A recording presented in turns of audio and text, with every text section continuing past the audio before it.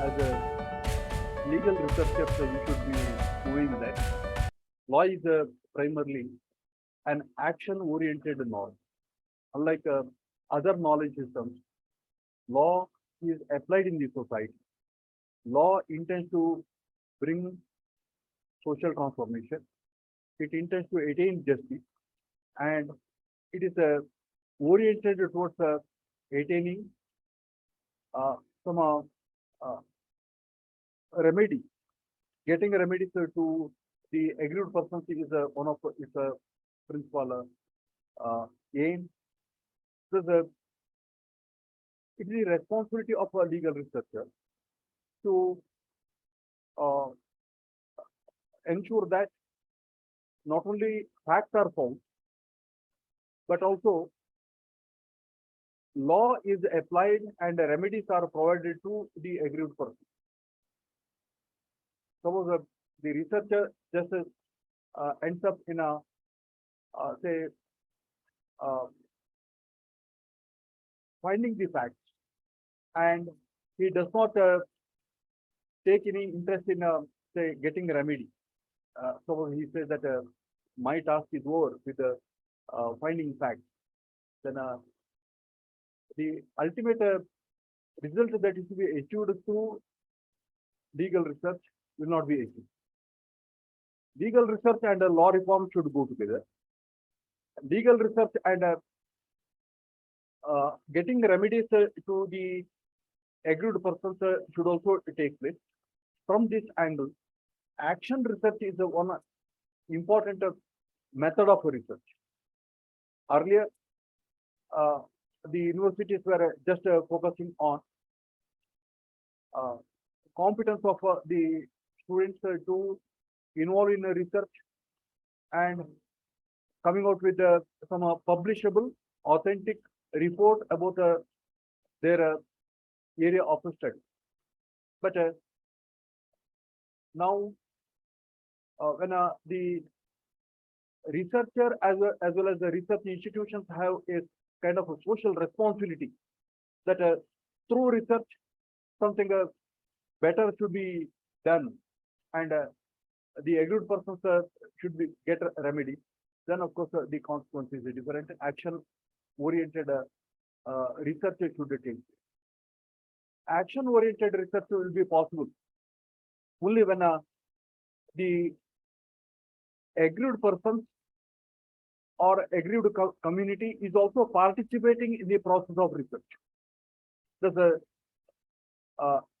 when the professional researcher or the academic researcher conducts research with the help of say non-government organization or civil society bodies or some other agency, then it will be able to establish a connection with the community, aggrieved community, and on the basis of their participation, he can get better information, because they are aggrieved persons, they know best what is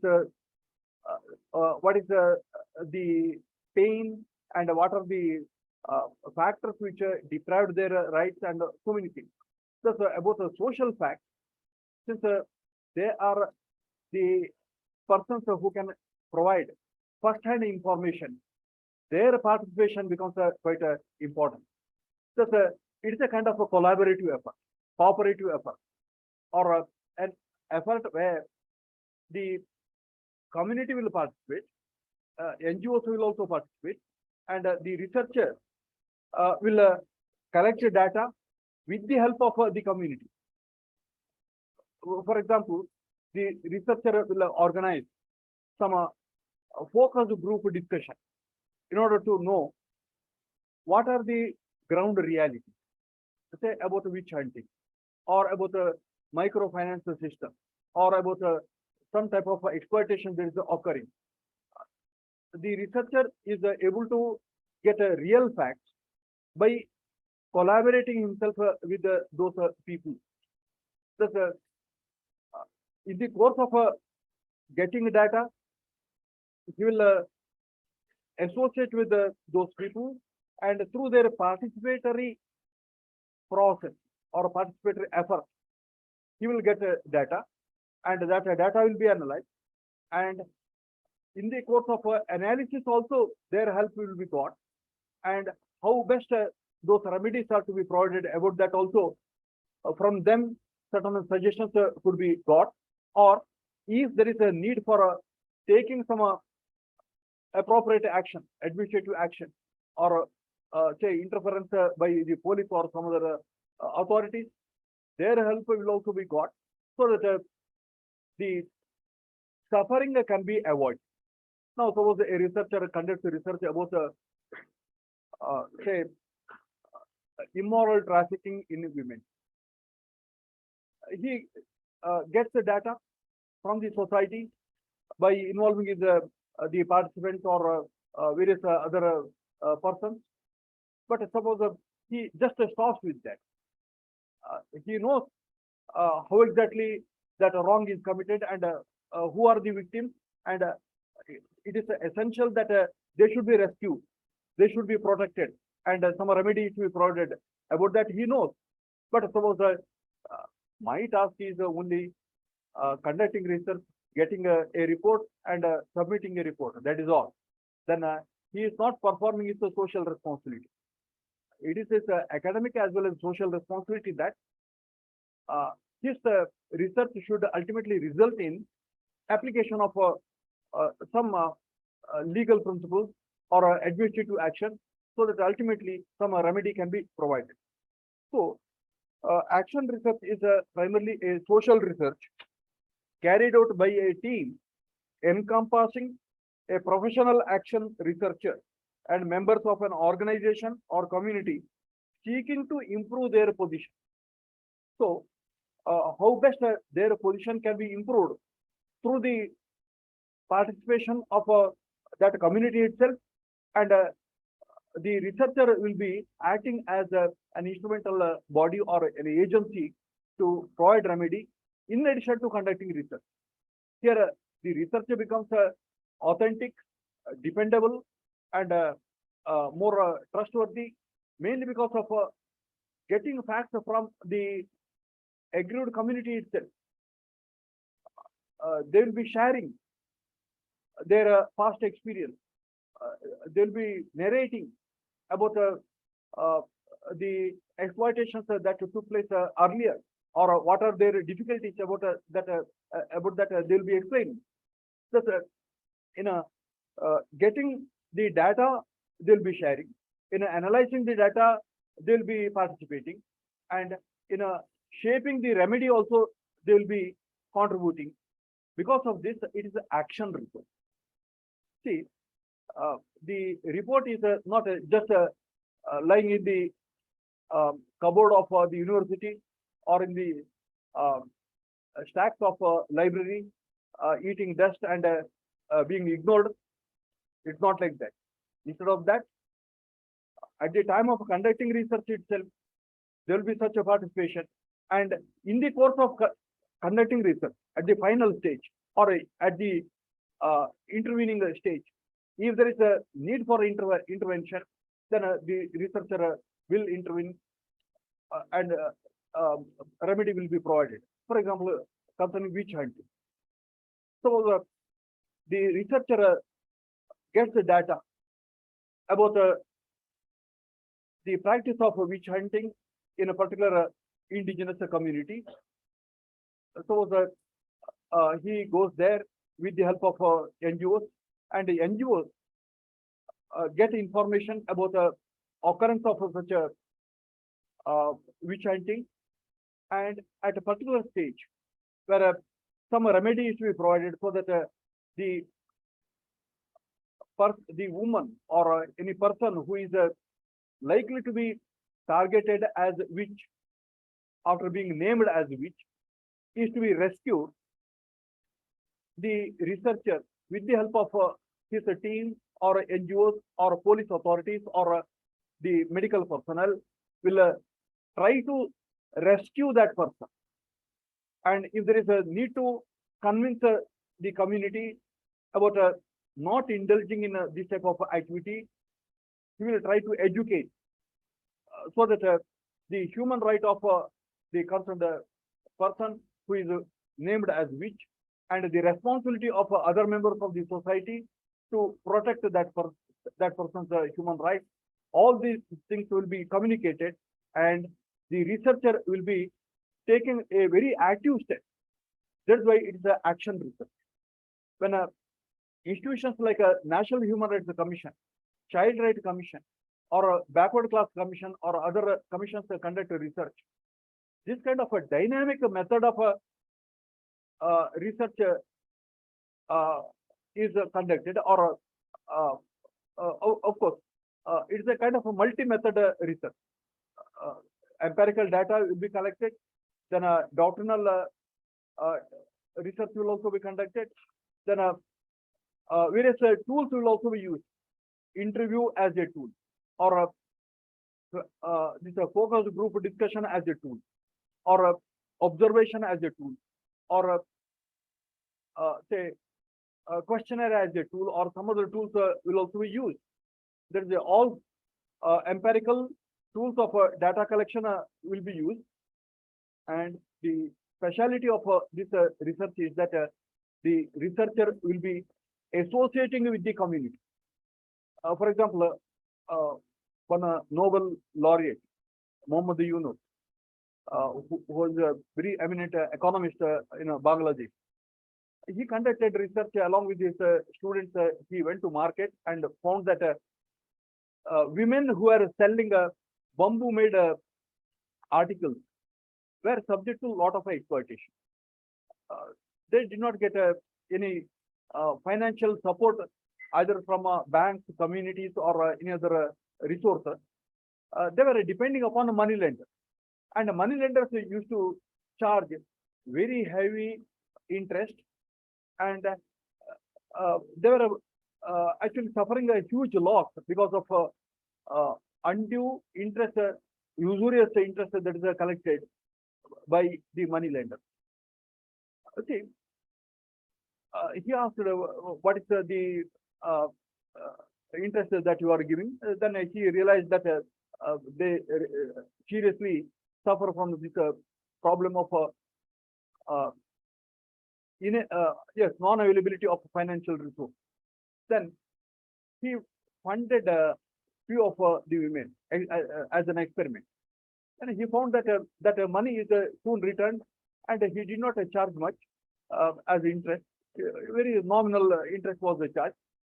He found that yes, women can get some profit out of their bamboo activity, the making of bamboo articles and selling. And then, after finding that it is more realistic to expand the financial support, he established one bank. Yes, Rural Gramin Bank, Bangladesh Gramin Bank, was established by taking support from a Reserve Bank of Bangladesh. Soon, he was able to support, with the help of this new Gramin Bank, hundreds of such women who are involved in these types of activities. Self-reliant employment could be supported because of these activities, and of course, through this, the whole scenario of Bangladesh got changed. In all parts of Bangladesh, this Gramin Bank opened its branch, provided funds, and women or poor people got support from such a Gramin Bank. And this is how particular research activity, academic research activity conducted by one economics professor, resulted in providing of a huge amount of support to the whole of that community. In Karnataka itself, a few years back, some NGOs thought that this bonded labor practice is going on in some stone quarry. They suspected that stone quarry, there are particular exploitative act is that usurious loan, and the persons are chained, and all those workers who are working in that stone quarry were subject to a lot of exploitation. About that, they got information.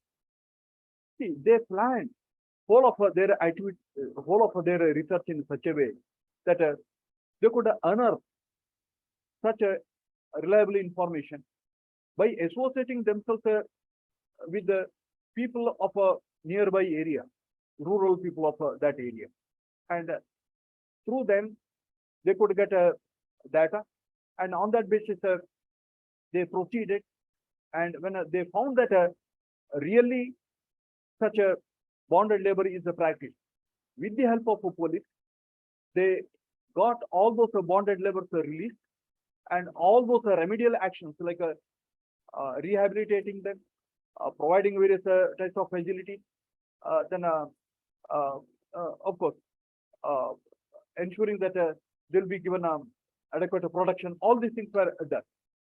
So action research has a potentiality of bringing these types of good results to the society. That's why it's action research where a democratic and participative orientation in a creation of knowledge will be there, and it brings together action and reflection, theory and practice in the pursuit of a practical solution. Thus, in a providing solution and in enforcing a solution, the researcher will be associating with the community. Thus, in relation to any given problem, specific dimensions of a particular research topic will be made known to the whole group, so that their participation will be providing a lot of information. There is a lot of emphasis on the social aspects of that problem, interviewing of inquiry with the continuous strategy of providing a remedy that can also be found. That's how synergy of a partnership between participants and a professional researcher results in better protection of the rights of people. See, the methodology for action research is somewhat special. Unlike a ordinary type of legal research where a unilinear system is adopted, there's a formulating a research topic, identifying a research topic, formulating the research problem, then suggesting some temporary solution, then testing that hypothesis in the light of facts, going on collecting more and more facts, corroborating, then verifying, and ultimately justifying or rejecting the hypothesis, and arriving at a certain conclusion. This is the unilinear approach. Typically, process of reflective thinking results in that kind of thing. But action research is not like that. Action research involves application of various empirical methods of data collection, and arrive at an appropriate conclusion on the basis of participation by all. The community will be participating. Then the help of some authorities may also be got in such circumstances. Thus, law can satisfy its main objective by more and more resort to this action research, because law is primarily goal oriented or remedy oriented. Its world is full of action. Law is not a mere norm. It is oriented towards action. See, in the process of lawmaking and law administering also, action is central to it. The authorities will be involving in inquiry, investigation, supervision, prosecution, exercise of discretion, then adjudicating, execution of a judgment, or in the field of legal education. In all these spheres, action is the central thing around which all these activities are taking place. That's why action research is quite suitable to the legal world.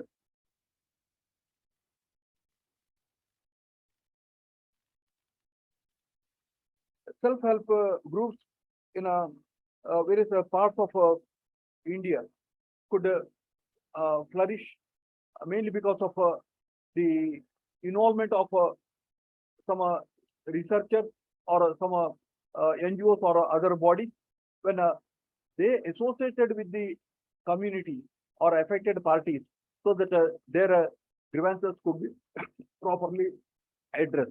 For example, self-employed women's association in Gujarat, it involved in conducting research about the way in which the interests of women could be better protected, their economic activities can be supported, or they can be made free from domestic violence and various other types of exploitation.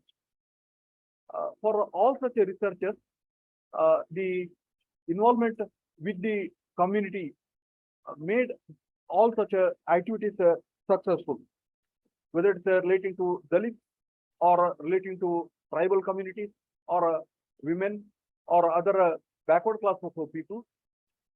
Application of action research is quite appropriate. Social importance of action-oriented research is emphasized in various circumstances. Of course, National Human Rights Commission as well as the Child Commission, National Commission for Child Rights, or Women Commission, they seriously involved in action research. See, whenever the Ministry of Law and Justice, Government of India, grants some sanctions for research projects, it is specifically advertising that the fund will be available or projects will be allotted only to action research. So much is the importance of action research. Unless there is a action-oriented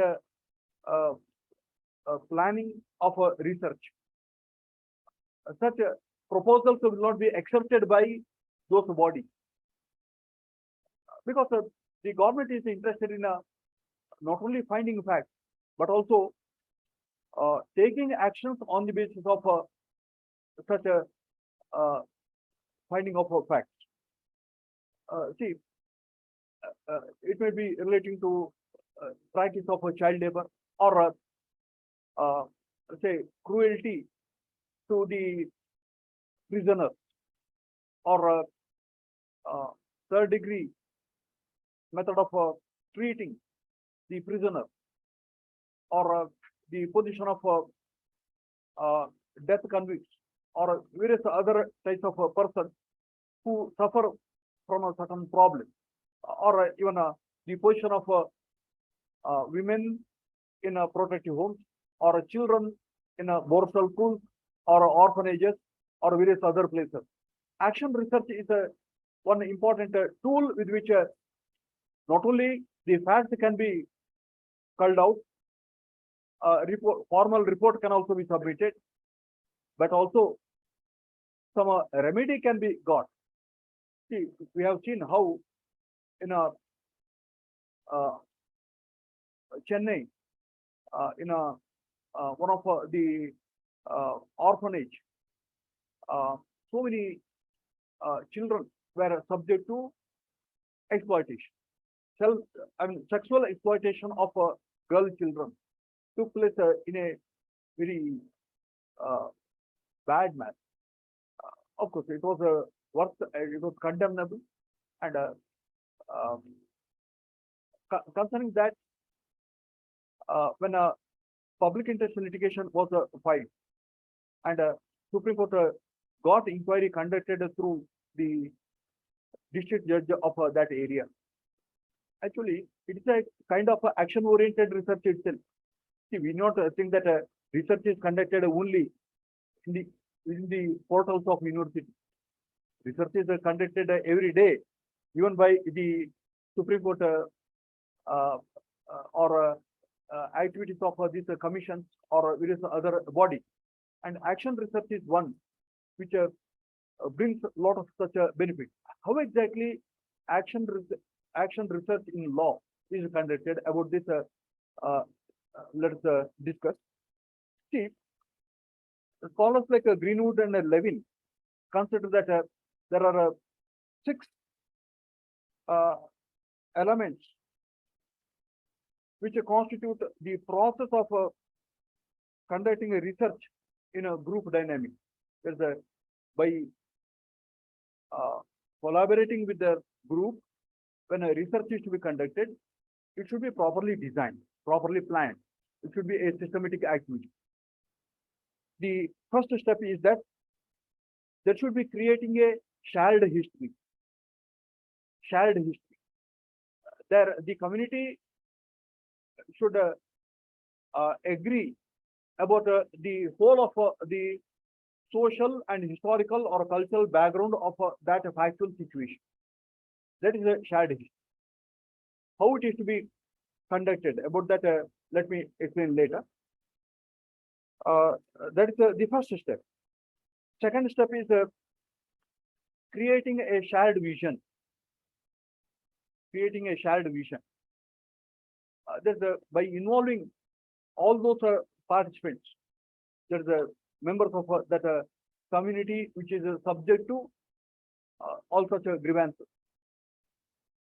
What is the vision that is to be formulated, or what shall be the aim of that research, or what goal is to be attained through that activity, about that formulation of a vision. And when it is done in a participative manner, it becomes a shared vision of that community as a whole. The third step is foreseeing a probable future in case of inaction. Suppose nothing is done to redress the grievance, what will happen?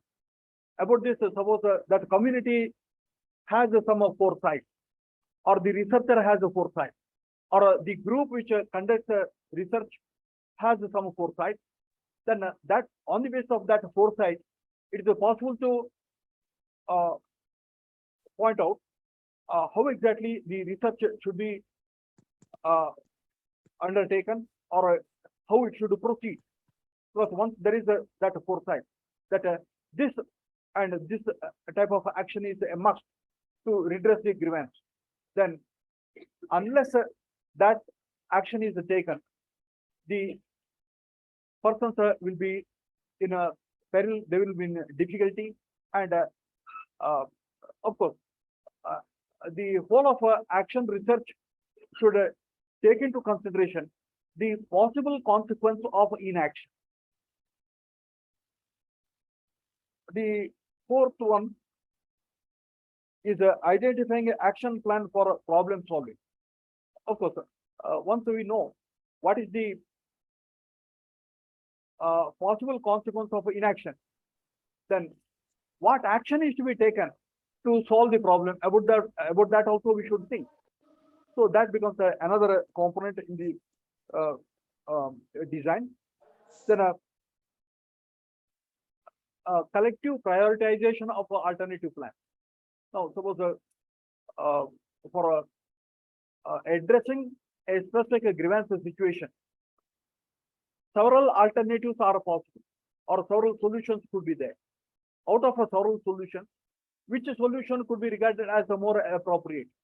About that, suppose the researcher thinks along with the community, then there will be a better result. See, when a researcher alone thinks, it is a one single mind thing. But when the affected community also thinks along with the researcher, then that thinking has a more objectivity, or at least it is based on their social or a realistic perception.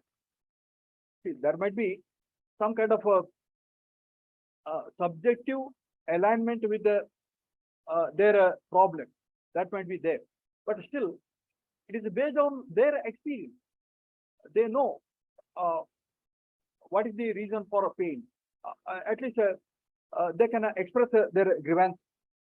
Then the sixth step is initiating concrete change activity. Ultimately, what remedy can be provided? About that, suppose the researcher set a conclusion. Then follow-up action can be taken so that the outcome of a research will be put into a social reality, or it could be translated into the realist action. Now, suppose the problem of witch hunting. Suppose the problem is realized, and the person who is named as a witch is identified, and she is rescued, and for the time being that danger is over, but still follow-up action of convincing the community to eschew such practices in future, encouraging that community to develop a scientific temperament, persuading that community to go for a more meaningful education, so that they'll be free from all these types of prejudices, blind beliefs, and unscientific thinking. See, by these means, it is possible to bring all around and long-standing effect upon the whole of the society. Thus, it is essential that the action research should be properly designed. About a sharing of history, what should be done? Of course, the group discussion could be a starting point. It is a kind of a cooperative effort. Say 20 or 30 persons of that community can be called. Of course, there one can be selective about the reasonably thinking right person who can properly express their grievances, or who have that competence to participate. Such type of persons could be invited for that focused group discussion. And in the focused group discussion, there could be exchange of views. All the participants will be given opportunity to express their views about their experience, about the past, or about the reasons for such a problem. See, thus by contrasting various viewpoints that are expressed by the participants in the group focused group discussion (FGD), ultimately it is possible to formulate some of the key ideas which constitute a shared history of that community. It is a shared history of the community of Bangladesh women that with the usurious loan practices, or with the extensive exploitations, the self-dependent or self-employment dependent women are put into lot of difficulties, and throughout their life they cannot come out of this shackles of loans. And the only way is to provide some institutional financial assistance so that they can overcome that problem. So the shared history shows that there are such exploitation in various circumstances, then on the basis of that narration of various events, it is possible to know. See, in the area of uh, gender justice or protection of interests of women, press a focus group discussion with the action research orientation will be contributing significantly. So the topic is domestic violence.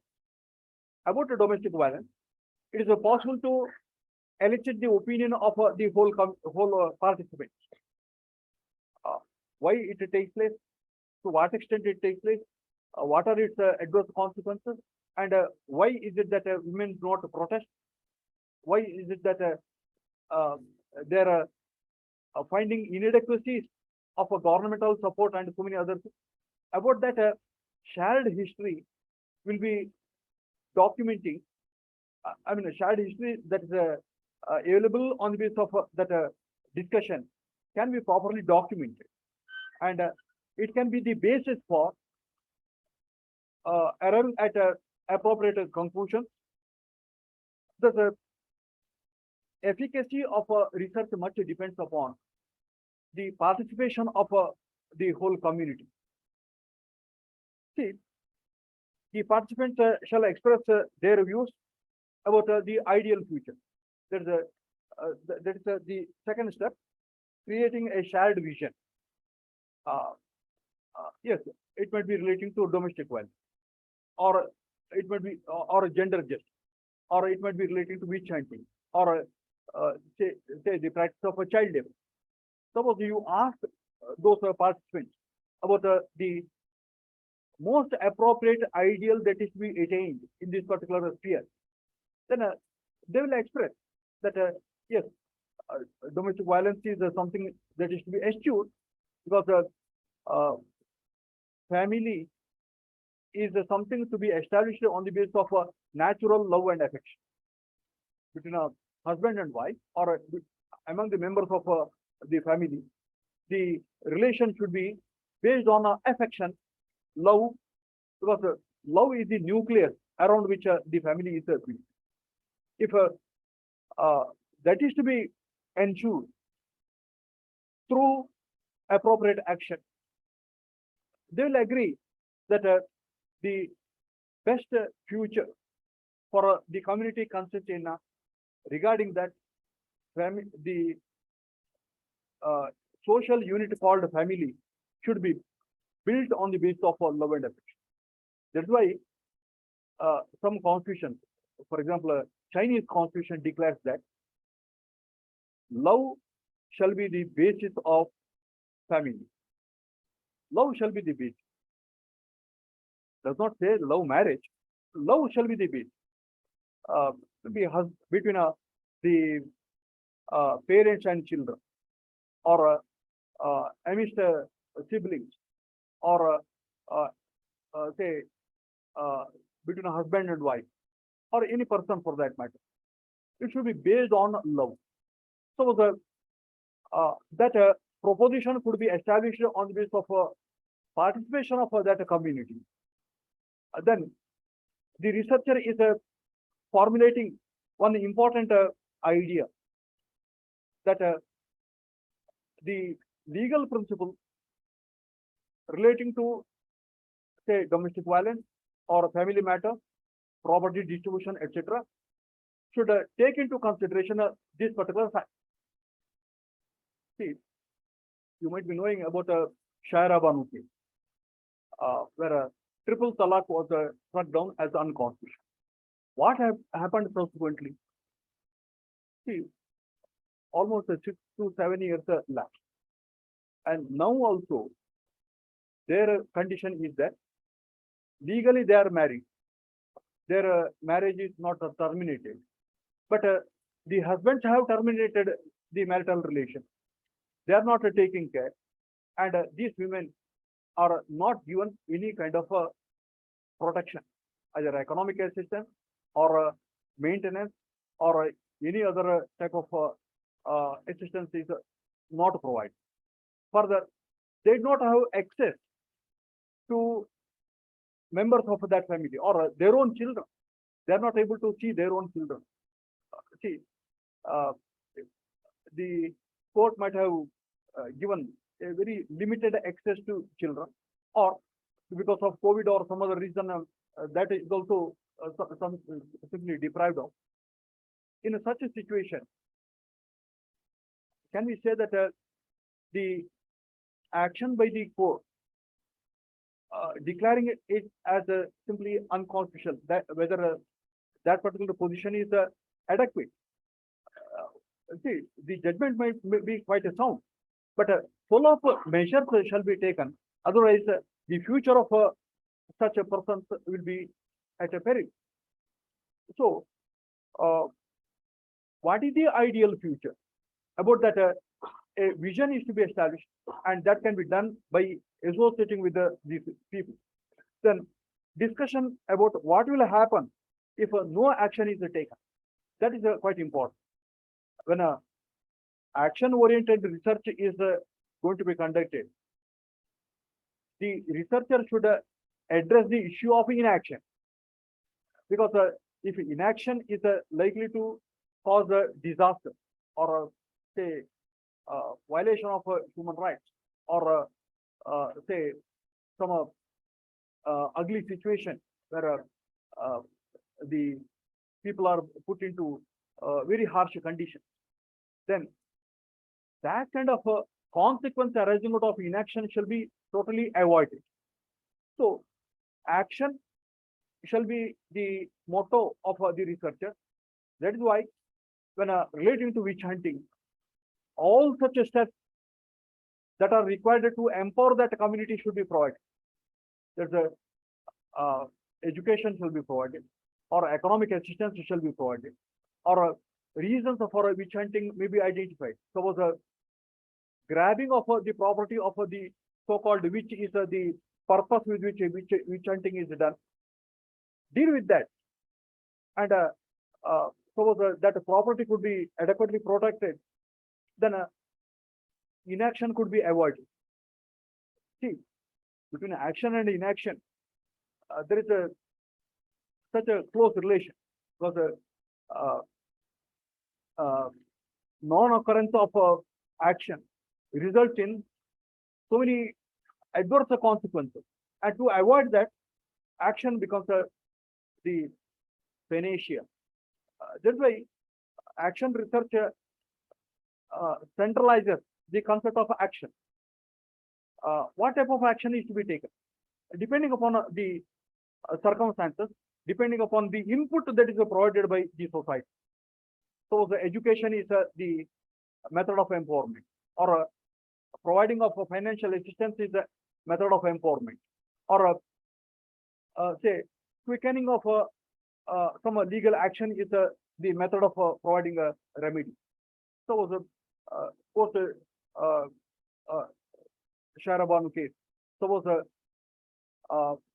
the court had accelerated the methods of protecting the interests of those women, so-called divorcees, because once the triple talaq is declared as illegal, then the marriage relation should get restored, but that is not restored. In actual practice, the husbands, they might have married again, or they might be continuing the same practice of excluding them. All such exploitations may continue. So, the agencies which think about action should necessarily think about the consequence of inaction.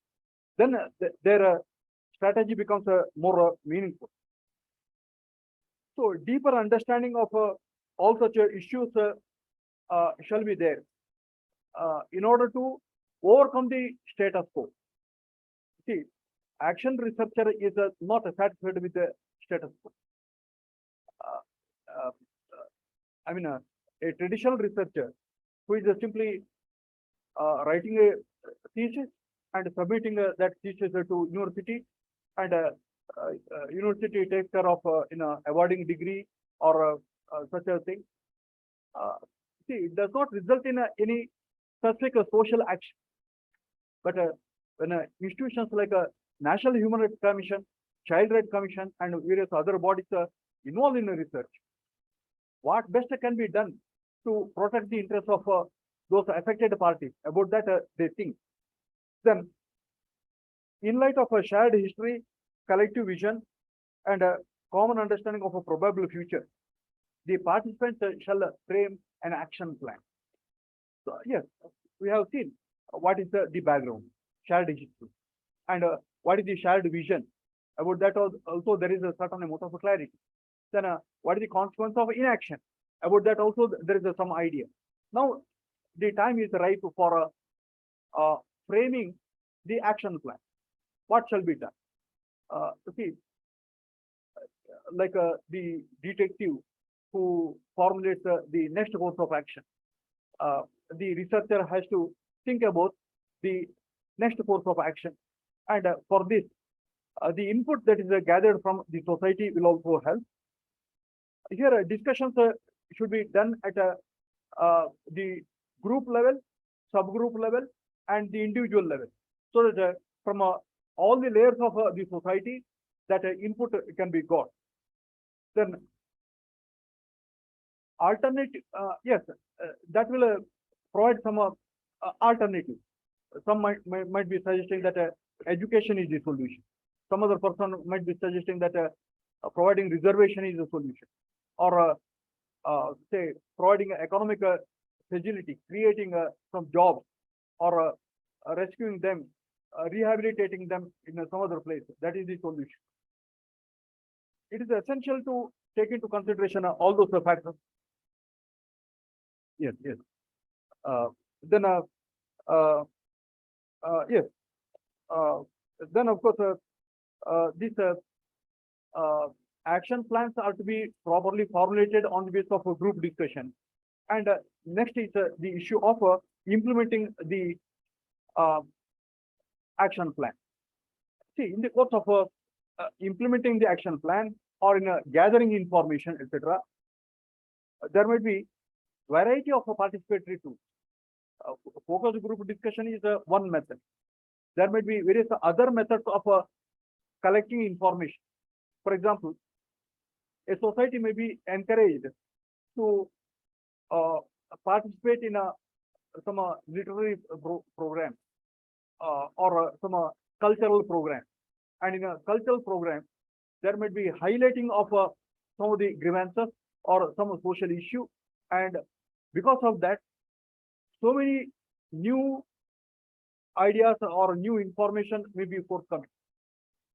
See, in Bangladesh, participative action research made use of singing by two group singers, then a folk singer concert, or sometimes this folk drama, or a folk song, or people's involvement in all those things.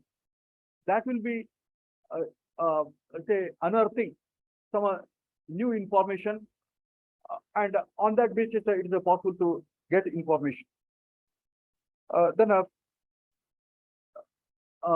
in Andhra Pradesh, there was one effort of getting the views of the community about the way in which a village shall be organized, village panchayat shall be organized. See, relating to environmental protection, development, and governance, how the citizens of that panchayat area shall participate and provide information. About that, yes, some citizens jury that was constituted for different purposes provided information, and this is also one method of participatory collection of data.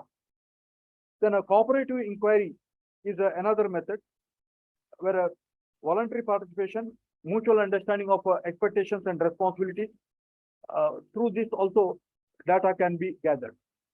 You see, action research in law is something that assists protection of human rights, It helps in strengthening the welfare programs. In a international human rights regime, we come across various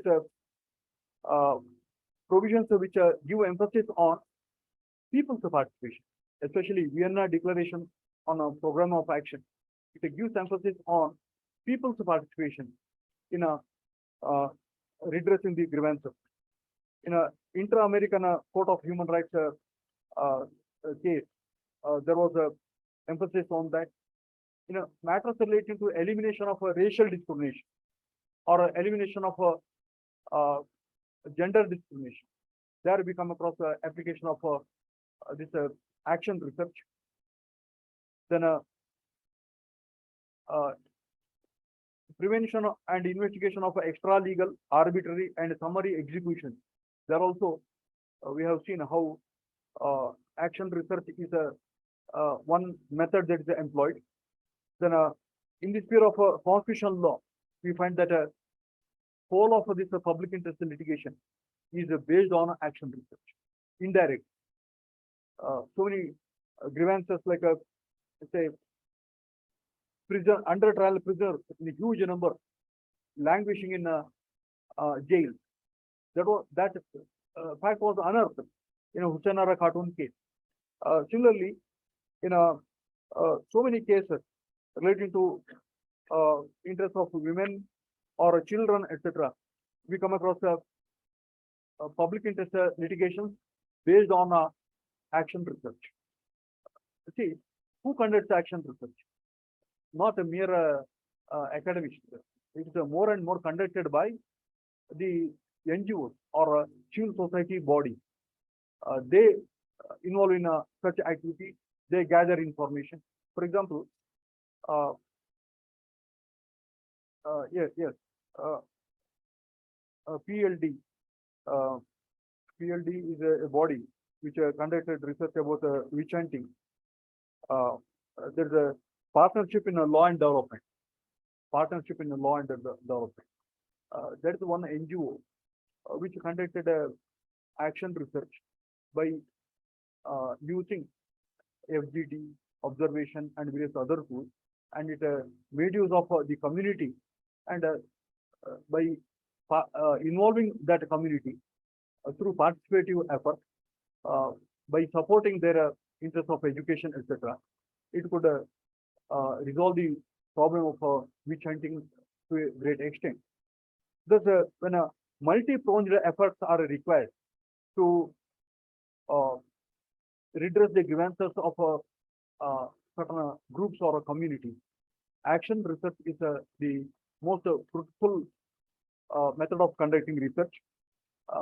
Action research is something that cannot be regarded as inconsistent with the other models. See, it has a connection with the models like policy research, or it has connection with the say empirical research or doctrinal research. It might have some philosophical input also. Comparative research may also be used. Thus, action research uses multi-method legal research.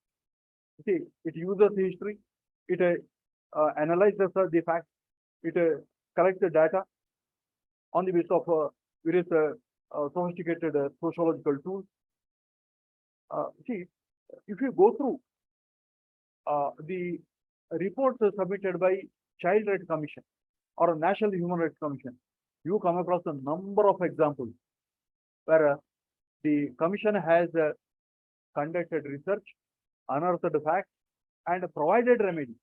Because their concern is not to just give reports and forget about them, not like them. Their main concern is to rescue them, provide a human rights protection, and ensure that their interests are adequately protected. From this angle, action research has a lot of contribution to make, and in the implementation of socio-economic legislation also, it can contribute a lot. For example, farmers' suicide. See, that problem can be looked from the angle of the society as a whole by involving that community. What are the reasons for farmers to suicide? About that, suppose people's viewpoint is gathered, and on that basis, research is conducted through all these six research steps, according to which design is done. Then, of course, the finding will be appropriate, and action research has these types of implications, but steps of care should be there, that these designs shall be done in a very objective and calculated manner with a effective participation, and follow-up action should also be there. The action research has these potentialities, and the method is quite a scientific, and it suits the requirement of Indian legal system, because under Article 39A of Indian Constitution, it is specifically mentioned that operation of the legal system shall result in a promotion of justice. See, connecting a law with the justice is specifically done by the constitutional provision, and it is essential that that should be put into practice. With this, I am completing my presentation. Thank you very much for listening to them. If there are questions, I'll be able to thank you.